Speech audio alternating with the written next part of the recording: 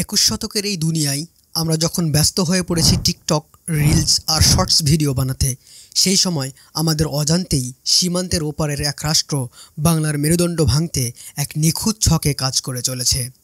এটা শুধু তথ্যযুদ্ধ না, এটা শুধু কালচারাল দখল না, এটা এক বিশাল মহাযজ্ঞ যার লক্ষ্য বাংলাকে তার নিজের ইতিহাস ভুলিয়ে দেওয়া। আমাদের সংবিধানে হস্তক্ষেপ, মিলিটারি শক্তিতে চাপ, রাজনৈতিক রিমোট কন্ট্রোল সব কিছুই যেন চলছে ওদের আগাম ছকে। কিন্তু বাংলা কি সবসময় এমন অসহায় ছিল?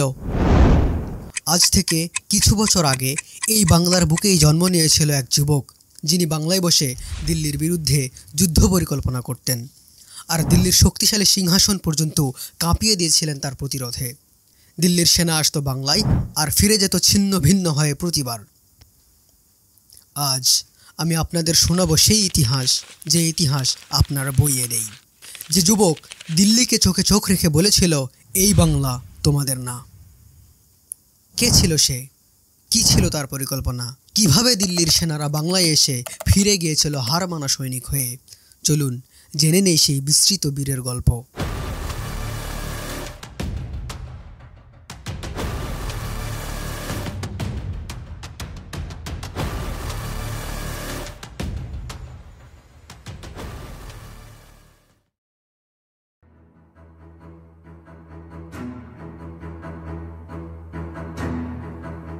বুড়িগঙ্গার শান্ত জলে সেদিন রক্তের ঢেউ উপচে পড়ছিল।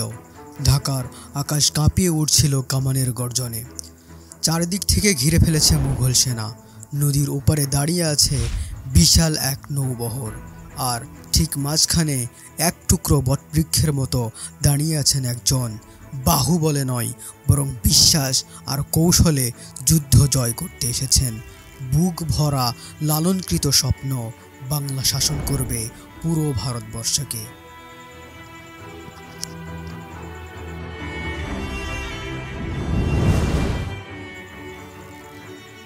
বলছিলাম বীরদের বীর ঈশা খাঁর কথা, যার অস্ত্র কেবল লোহা নয়, ছিল বিশ্বাস আর বিদ্রোহ।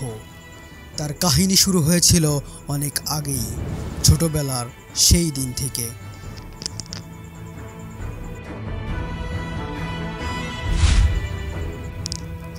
সালে বাংলার সোনারগাঁয়ে জন্ম নেয় এক শিশু।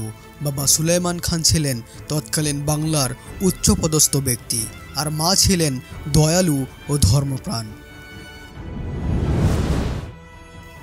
ঈশা ছোট থেকেই দেখেছিলেন যে জমিদাররা প্রজাদের রক্ত চুষছে, তাদের বিরুদ্ধে কেউই দাঁড়ায় না। ঈশা খাঁ বড় হয়েছেন, তার সামনে বসে একদল স্থানীয় কৃষক কাঁদছে, অভিযোগ করছে টাঙ্গাইলের জমিদার বাহিনী তাদের ফসল কেড়ে নিচ্ছে। ঈশা খাঁ অপেক্ষা করেননি, তিনি বুঝে গিয়েছিলেন কথা নয়, এবার তরবারি উঠাতে হবে।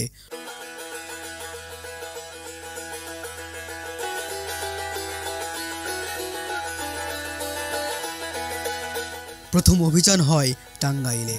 পাহাড় ঘেরা পথে তিনি পৌঁছালেন ভোর রাতে।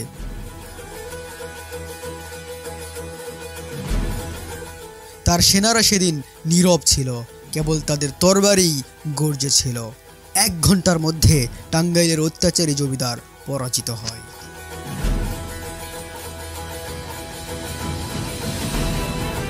এটা ছিল শুরু, কিন্তু ঈশা জানতেন এই এক বিজয় নয়, সামনে আছে যুদ্ধের মহাসমুদ্র। তিনি ঘোড়ায় চললেন, তার চোখ দূরের দিকে, কিন্তু তার পদক্ষেপে ছিল আগুন, কারণ সামনে দাঁড়িয়ে আছে আরেক অত্যাচারী, চাঁদ রায়। জমিদার না হয়ে যেন শাসক, তার অত্যাচারে কাঁপে মানুষ। ঈশা খাঁ সিদ্ধান্ত নিলেন আরও এক অভিযানের। যুদ্ধের রাত ছিল নিস্তব্ধ, কিন্তু ভোর হতেই চাঁদ রায়ের দুর্গে বজ্রপাত নেমে আসে। ঈশার পরিকল্পনা ছিল নিখুঁত। তিনি ঠিকই ভেবেছিলেন, এক আঘাতে, এক ঘূর্ণিতে, এক ঝড়ে শেষ করতে হবে এই অপশাসন। চাঁদ রায় পরাজিত হলেন, কিন্তু ঈশা খাঁ থামলেন না, কারণ দূরে কন্দর্প নারায়ণ অপেক্ষা করছিলেন তীক্ষ্ণ চোখে। এবার অভিযান আরও ভয়ঙ্কর।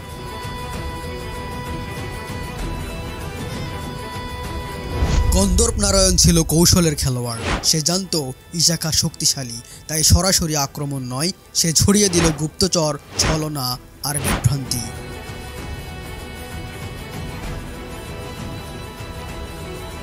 কিন্তু ঈশা খাঁও তো অভিজ্ঞ, তিনি উল্টো ছড়িয়ে দিলেন নিজের ফাঁদ।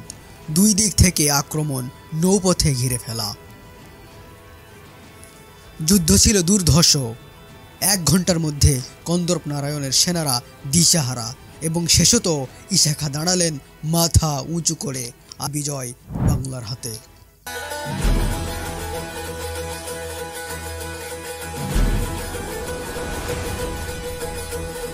কিছুদিন যেতে না যেতেই আকাশে ঘন কালো মেঘ, কারণ এবার আসছে মুঘলরা, সেই শক্তি যার বিরুদ্ধে আজও কেউ দাঁড়াতে সাহস করে না। কিন্তু ঈশা খাঁ তো বিদ্রোহের সন্তান। এবার যুদ্ধ শুধু জমিদারের বিরুদ্ধে নয়, এবার যুদ্ধ ইতিহাসের বিরুদ্ধে।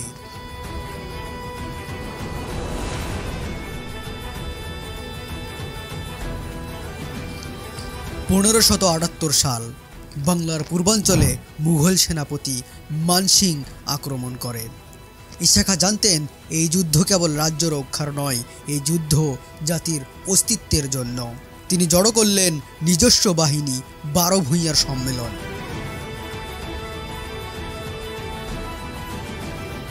কামান, নৌবাহিনী, ঘোড়সাওয়ার, কৌশল আর দুরন্ত সাহস। মুঘলরা কখনো ভাবেনি নদীর বুকে এত ভয়ঙ্কর প্রতিরোধ হতে পারে। ঈশা খাঁর নৌবাহিনী তাদের ছিন্ন ভিন্ন করে দিল। মানসিং পালিয়ে গেলেন। বাংলার আকাশে উঠল ঈশার বিজয় ঝড়। কিন্তু এটি তো মাত্র শুরু।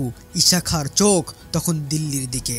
তার স্বপ্ন ছিল বাংলার সিংহাসন একদিন শাসন করবে গোটা ভারতবর্ষকে।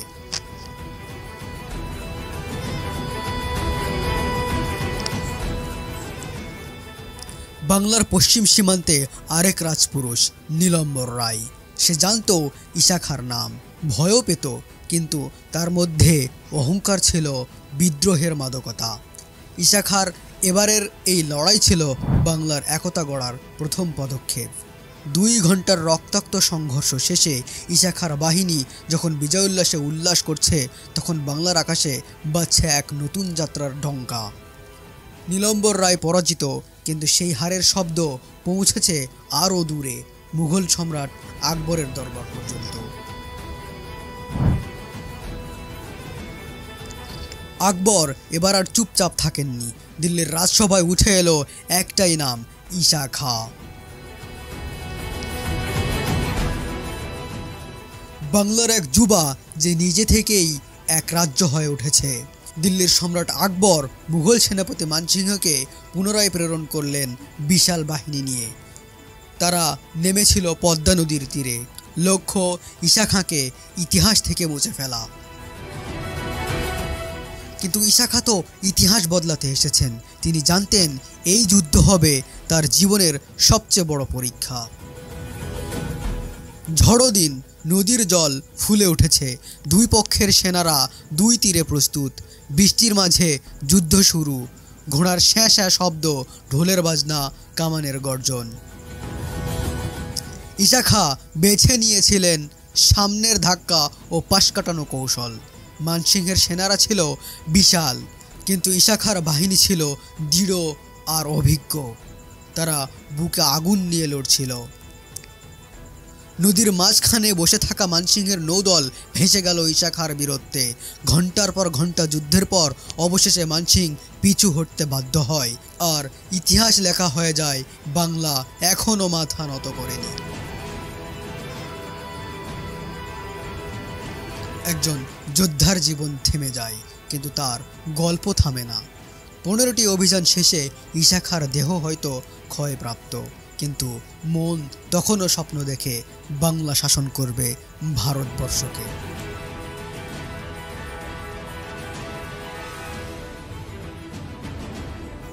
1608 সালে এই বাংলার মাটি তার শ্রেষ্ঠ সন্তানকে বুকে তুলে নেয়।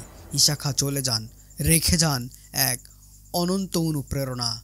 আজও 12 ভূঁইয়ার নাম উঠলে একটাই নাম জেগে ওঠে, ঈশা খাঁ, বাংলার বীর, ইতিহাসের অভিমন্যু। আজ এখানেই শেষ করছি। সবাই ভালো থাকুন, সুস্থ থাকুন আর দেখতে থাকুন ফলেন অফ স্টোরি। চ্যানেলটিকে ভালো লাগলে সাবস্ক্রাইব করুন, সংযুক্ত হন আমাদের ফেসবুক পেজ ফলেন অফ স্টোরিতে।